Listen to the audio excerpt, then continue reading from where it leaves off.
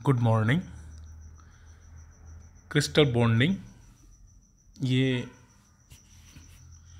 BSc third के physics third की first unit का फर्स्ट चैप्टर का टॉपिक है crystal bonding.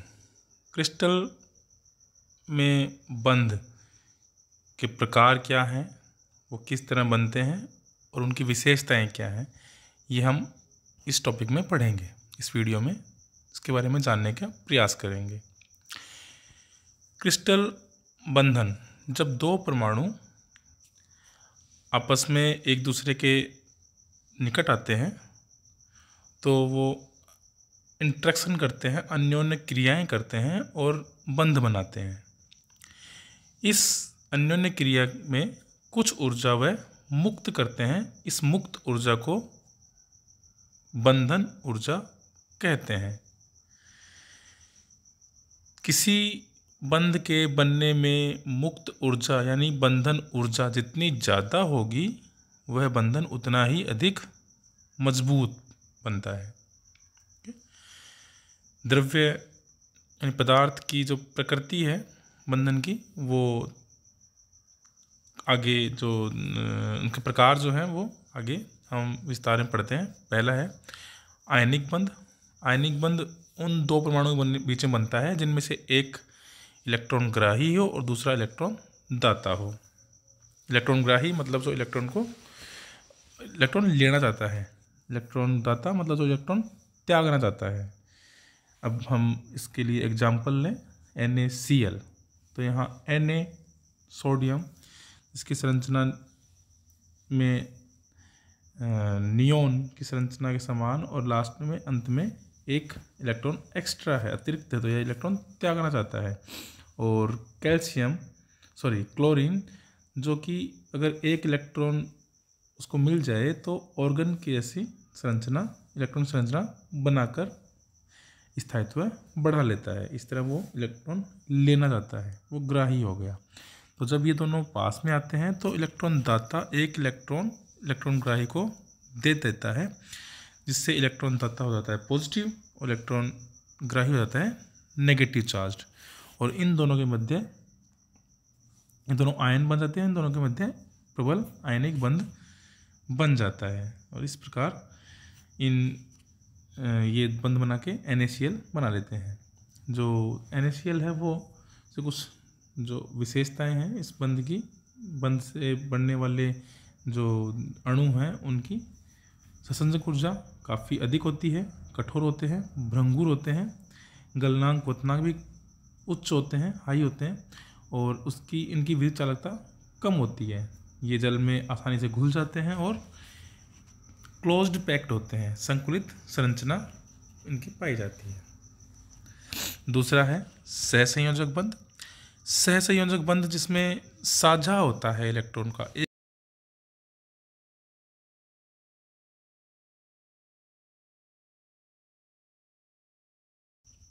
Example CH4 methane. इसमें C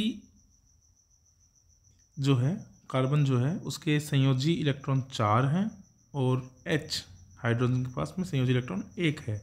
तो प्रत्येक इलेक्ट्रॉन कार्बन का एक हाइड्रोजन के साथ में सहसंयोजी बंध बनाता है। इस तरह एक कार्बन 4 हाइड्रोजन से सहसंयोजी बंध बना लेता है। और जो डायग्राम दिखाया गया है यहाँ पे, ये वाला, इसमें दिखाया जा रहा है कि C का एक इलेक्ट्रॉन, H का एक इलेक्ट्रॉन, दोनों मिला के एक बंध बन गया। यह है सहसंयोजी बंध। CH इधर CH, ऐसे इधर CH, ऐसे इधर CH, इस तरह बन गया CH4। ओके। इसके लक्षण ये सामान्यतः गैस या द्रव पाए जाते हैं। इसका मतलब इनका क्वथनांक और गलनांक कम पाया जाता है। सामान्य तापमान पे ये गैस या द्रव अवस्था में पाए जाते हैं। बहुत कम ये जो अणु हैं ऐसे जो सहसंयोजक बंध बनाते हैं और ठोस पाए जाते हैं। जैसे इनके उदाहरण है हीरा और ग्रेफाइट। ओके। ये ध्रुवीय प्रकृति के होते हैं। ये इनके चालकता बहुत बड़ा गैप है, बहुत बड़ा एक रेंज है। इसमें कुचालक मिलते हैं, अर्धचालक मिलते हैं और चालक मिलते हैं। तीनों के उदाहरण चालक का ग्रेफाइट, कुचालक का हीरा और अर्धचालक का जर्मेनियम या सिलिकॉन। ये प्रतिचुंबकीय प्रकृति के होते हैं और अधिकांश अकार्बनिक यौगिक सहसंयोजी बंध बनाते हैं। ये इनके एग्जाम्पल हो गए। सॉरी, कार्बनिक, अधिकांश कार्बनिक यौगिक। धात्विक बंध। धात्विक बंध नाम से पता लग रहा है धातुओं में बनते हैं। धातुओं में कैसे? धातुओं में जो सहसंयोजी इलेक्ट्रॉन्स हैं वो नाभिक से बहुत ढीले बंधे होते हैं। उनकी जो एनर्जी है, जो बंधन ऊर्जा है नाभिक के साथ में, वो बहुत कम होती है, इसलिए वो पूरे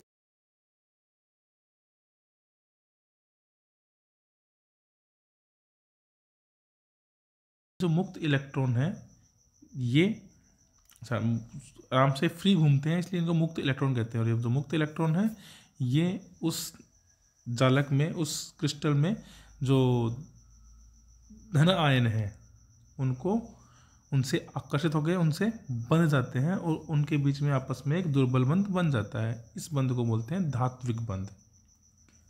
धात्विक बंध की विशेषताएं, लक्षण, इनमें जो ऊर्जा है, बंधन ऊर्जा है, वो सहसंयोजक बंध से भी कम होती है। ये जो हम पढ़ रहे हैं लगातार, उसमें धीरे धीरे नीचे की तरफ यानी बंधन ऊर्जा कम होती जा रही है, कमजोर बंधन होते जा रहे हैं। सबसे मजबूत आयनिक, फिर सहसंयोजक, फिर धात्विक। ओके, इसकी चूँकि संयोजक ऊर्जा कम है इसलिए इसकी जो गलनांक उतना इसकी विद्युत चालकता, विद्युत चालकता जो है वो इनकी धातु है इसलिए हाई होती है और वो ताप बढ़ाने पर कम हो जाती है। ओके, इनके जो क्रिस्टल संरचनाएं हैं वो FCC, BCC, HCP जो आपने पढ़ी होगी पिछले क्लासों में, वो वाली संरचनाएं पाई जाती हैं। अणु या वान डेर वाल बंध। ये बंध परमाणुओं के बीच में नहीं, अणुओं के बीच में लगता है, इसलिए इसको अणुबंध भी बोल दिया जाता है। अणु, क्योंकि ये जो बंध है वो अणुओं के बीच में या द्विध्रुव के बीच में बनता है। ठीक है, तो द्विध्रुव के लिए 2 चाहिए परमाणु, इसलिए वो अणु हो गया। तो वान डेर वाल बंध में क्या होता है, तो द्विध्रुव है, ध्रुवीय अणु है या ध्रुवित अणु है, तो ध्रुवित हो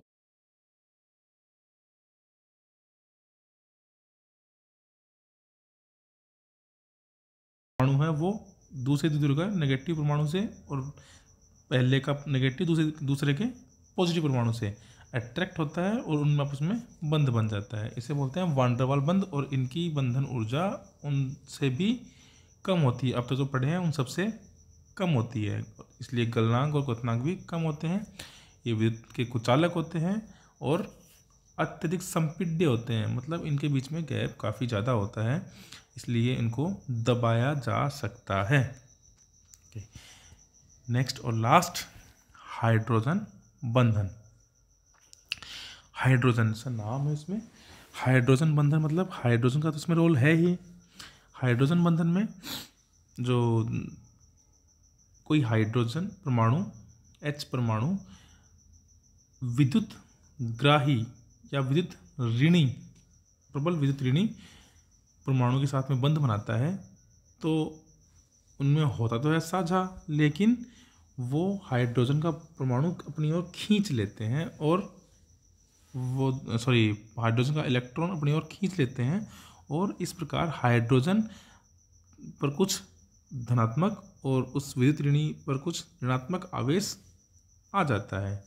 जैसा कि डायग्राम में दिखाया है, डेल्टा प्लस हाइड्रोजन के ऊपर और डेल्टा माइनस ये F के ऊपर चार्ज आ गया है।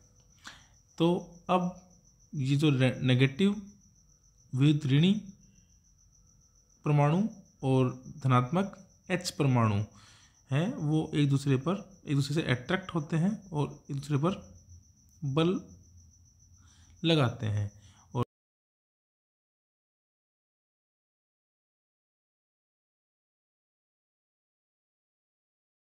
ठीक है। तो हाइड्रोजन बंध जो है वो काफ़ी इम्पोर्टेंट है। क्यों है? क्योंकि ये एक बहुत ही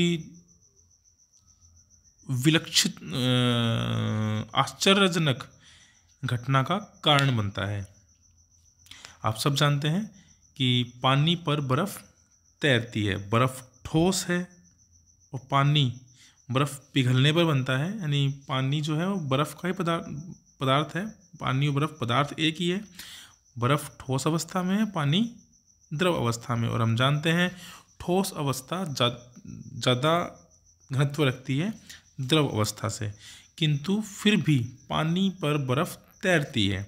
तो इसके लिए उत्तरदायी है हाइड्रोजन बंध, क्योंकि हाइड्रोजन बंध बनने से पानी बर्फ़ की जो संरचना है वो इस तरह बन जाती है कि उसमें खोखली जगह रह जाती है और उसका घनत्व पानी से कम हो जाता है, इसलिए बर्फ़ पानी पर तैरती है। ओके, यह जो बंध है इसकी सतंत्र ऊर्जा बहुत कम होती है और इन बंधों में बहुलीकरण की प्रवृत्ति होती है। जैसे इसमें दिखाया गया है HF आपस में बहुलीकरण की प्रवृत्ति होती है। किन में पाया जाता है? H2O पानी, HF NH3 वगैरह वगैरह में ये बंध पाया जाता है। Okay, thank you.